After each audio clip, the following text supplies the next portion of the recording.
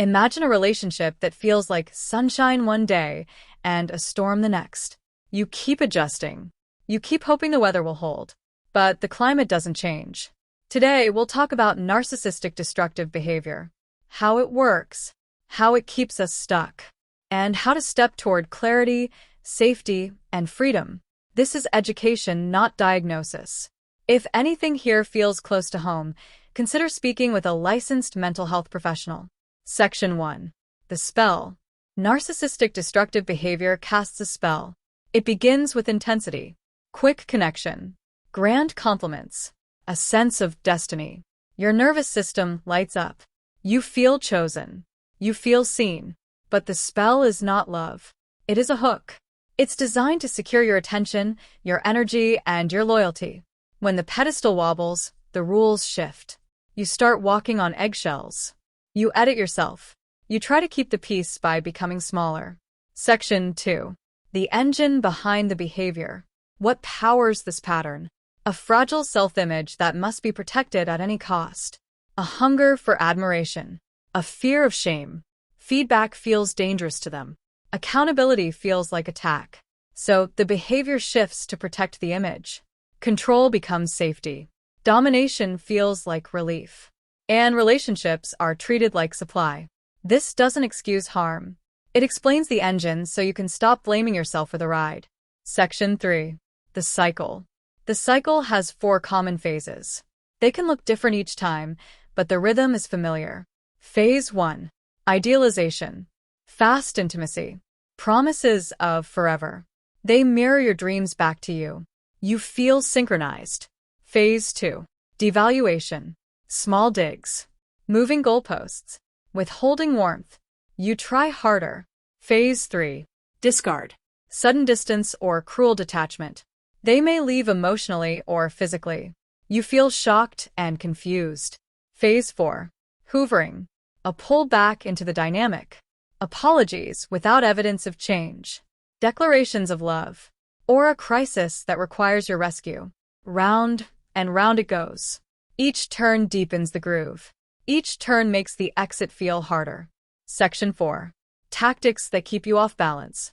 Let's name the tactics so they lose power. Gaslighting. They deny what you saw or heard. You begin to mistrust your own senses.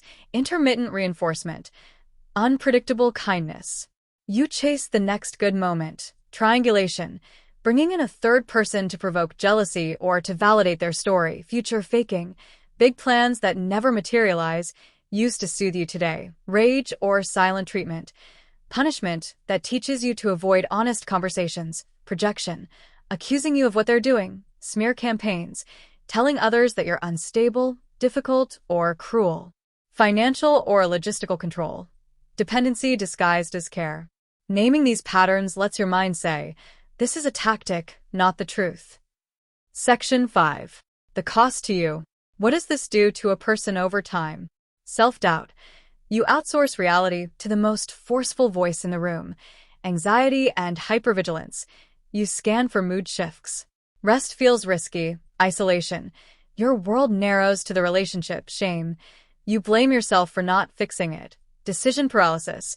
You fear making the wrong move without permission. Loss of joy. Even hobbies feel heavy. These are not character flaws. They are normal responses to chronic unpredictability and control. Section 6. Green flags to remember.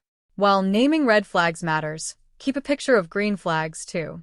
Healthy relationships include curiosity instead of contempt, responsibility taking instead of blame shifting, boundaries that are respected, not punished, repair after conflict, not retaliation, privacy and autonomy, not surveillance, consistency over drama, love that feels steady, not like withdrawal relief. When you know what healthy looks like, it's easier to see what's missing. Section 7. Micro moments of reclaiming power. You don't have to change everything overnight. Begin with micro moments. Breathe before you reply. Buy yourself 24 hours before any big decision. Write down what was said and what you felt. Tell the truth to one safe person. Eat, hydrate, rest. Your body is your first boundary. These small acts rebuild self-trust. They create a gap between the trigger and your choice. Section 8. Boundaries that work. A boundary is not a plea. It is a plan. It sounds like, "I'm going to end this call if yelling continues. I'll respond to messages between 10 a.m. and 6 p.m. I'm not discussing private topics in front of others. If my privacy is violated again, I'll change passwords and take space." 3 rules make boundaries work. Be specific, be simple, follow through. No lectures. No defense. Just action.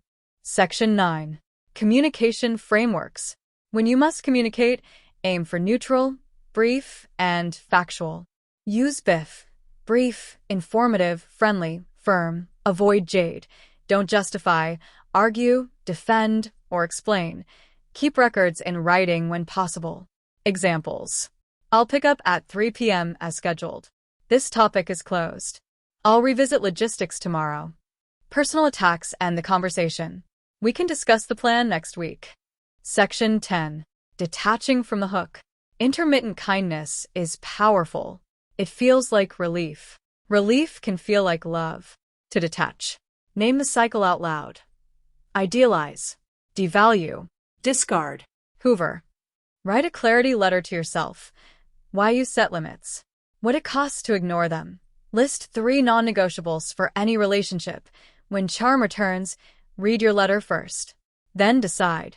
Remember, real change looks like consistent behavior over time, not intense promises today. Section 11.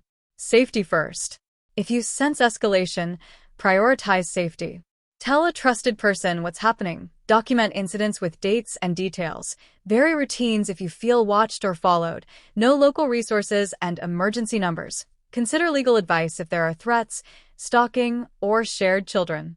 If you are in immediate danger, contact emergency services. Section 12. Leaving or staying. Both require support.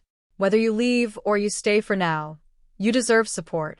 If you're staying, reduce exposure where possible. Strengthen your community outside the relationship. Protect your finances and documents. Set and practice small, enforceable boundaries. If you're leaving, prepare quietly if safety is a concern. Line up housing, income, transportation, and key documents. Expect a surge of contact or charm. Keep your clarity letter close. Plan your first 30 days. Sleep, food, movement, simple routines. Section 13. Grief and rebuilding. After separation, grief often arrives in waves. You may grieve the person they pretended to be. You may grieve the version of you that went silent. Give grief room.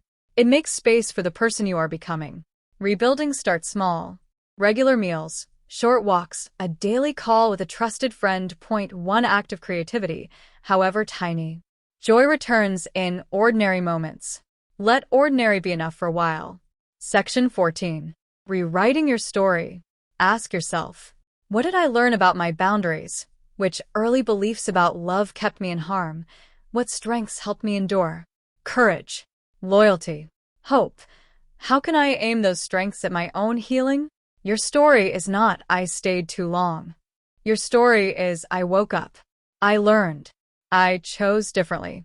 Section 15. Preparing for healthier love. Healthy love doesn't require performance. You won't need to audition for care. As you reconnect with yourself, practice saying no and surviving the silence that follows. Choose people who respect no, share a little, then watch. Do they handle your truth with care? Move at the speed of trust, not the speed of chemistry. The body will still crave intensity at times. That's normal. Offer it intensity's cousin, depth. Depth is slow, curious, and kind. Section 16. Myths that lose power when named. I can heal them with love. Love is precious, but it's not treatment. No one else will want me. This is control, not truth. It wasn't that bad. If your body tenses and your voice disappears, it was bad for you. I'm being dramatic. You're being alert to pain. That is wisdom. Section 17. A guided visualization for closure. If it feels right, close your eyes for a moment. Picture a room with 2 doors. One door is the cycle, chaos, charm, collapse. The other door is quiet, steady, unremarkable at first, but it smells like fresh air. You walk toward the quiet door. In your hand is a small key, your boundary. You unlock the door. On the other side, there is a chair, a glass of water, a window with morning light. You sit. You breathe. You feel your feet on the floor. You say softly, "I am allowed to be safe." Let that sentence echo. I am allowed to be safe. When you're ready, open your eyes. Section 18. Resources. A trauma-informed therapist or counselor. Support groups focused on recovery from narcissistic abuse, domestic violence or relationship abuse hotlines in your area. Legal advice if you share children, property, or face harassment.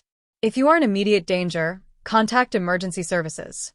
Section 19. Closing. Breaking the spell is not about becoming harder. It's about becoming clearer. You are not too much for asking for respect. You are not too sensitive for noticing hurt. You are not unlovable because someone couldn't love responsibly. You are allowed to take up space. You are allowed to set limits. You are allowed to choose relationships that feel like home.